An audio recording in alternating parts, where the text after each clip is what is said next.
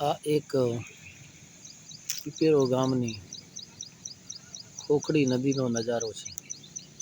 ઉપરવાસ વિસ્તારની અંદર ખૂબ વરસાદ, ધોધમાર વરસાદના કારણે અહીં પૂરજોશમાં નદી આવેલી છે અને આપણે જોઈએ, નિહાળીએ, ખૂબ સુંદર હવામાન છે।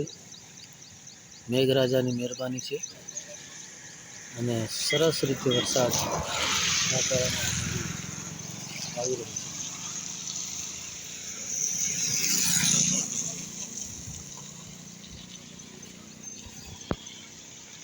અને આપણે જોઈએ